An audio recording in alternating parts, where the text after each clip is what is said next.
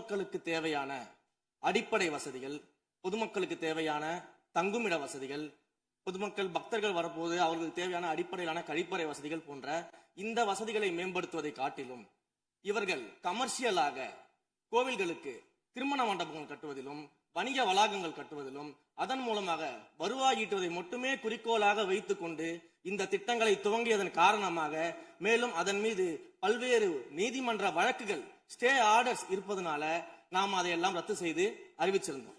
இதற்கு ஒரே ஒரு உதாரணமாக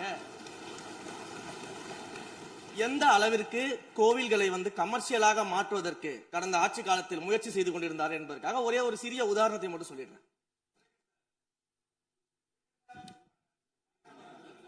அருள்மிகு குன்னூரில் இருக்கக்கூடிய அருள்மிகு விநாயகர் திருக்கோயில், ஏறத்தாழ அந்த கோயில்கள் இருந்து கோயில் நிதியை பயன்படுத்தி 10 கோடி ரூபாய்க்கு 10 கோடி ரூபாய் மதிப்பில ஒரு மல்டி லெவல் கார் பார்க்கிங் வசதியை அந்த கோயிலுக்கு ஏற்படுத்துவதற்கான திட்டத்தை இந்த அரசு அனுமதித்திருக்கிறது.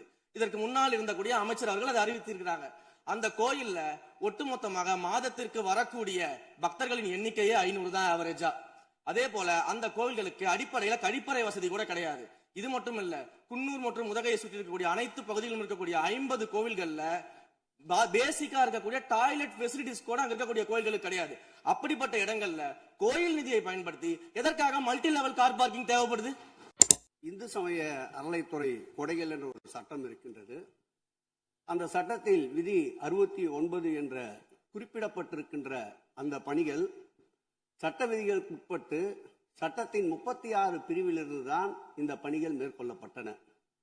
குறிப்பாக ஏதோ அமைச்சரே முடிவு செய்து திருமண மண்டபங்களையும் வணிக வளாகங்களையும் ஏற்படுத்துவதற்கு உத்தரவிட்டதாக மாண்புமிகு அமைச்சர் அவர்கள் அவைக்கு உண்மைக்கு புறம்பான தகவலை தந்து கொண்டிருக்கின்றார். ஒவ்வொரு திட்டங்களும் அன்றைய காலகட்டத்தில் இருந்த சட்டப்பேரவை உறுப்பினர்களுடைய பரிந்துரையின் அடிப்படையில், சட்டப்பேரவை உறுப்பினர்கள் கேட்டுக்கொண்டதற்கு அடிப்படையில் தான் அனைத்து திட்டங்களும் அந்த காலகட்டங்களில் கொண்டு வரப்பட்டது. அதோடு மட்டுமல்ல, உறுப்பினர் அவர்கள் குறிப்பிட்டு கூறினார், குன்னூரிலே மல்டி லெவல் கார் பார்க்கிங் கொண்டு வரப்பட்டது என்று. அங்கே இருக்கின்ற 56 கோயில்களையும் நான் குன்னூரிலே 5 நாட்கள் ஊட்டியிலே முகாமிட்டு அனைத்து கோயில்களுக்கும் நேரடியாக சென்று ஆய்வு செய்தோம்.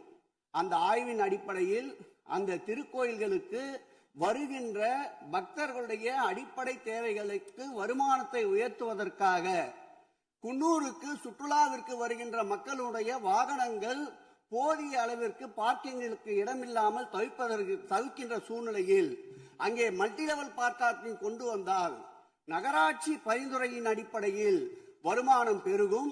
அந்த வருமானம் திருக்கோயில்களுடைய மேம்படுத்துகின்ற பணிகளுக்கு உதவும் என்பதற்காகத்தான் அந்த பணிகளை மேற்கொண்டோம் என்பதை மாண்புமிகு அமைச்சர் அவர்களுக்கு இப்போது யார் அறிவுறுத்தி இந்த அரசாணையை வெளியிட்டிருக்கின்றாரோ அவர்தான் அப்பொழுது ஆணையாளராக இருந்தபோது இதே அறிவுறுத்தின் பேரில் அரசாணையை வெளியிட்டிருக்கிறார் என்பதை பேரவைத் தலைவர் வாயிலாக அமைச்சருக்கு தெரிவித்துக் கொள்கிறேன். மேலும் அவர் கூறுவதற்கு எனக்கு பாயிண்ட் ஆஃப் ஆர்டர்ல பதில் கூறுவதற்கு அனுமதிக்க வேண்டும்.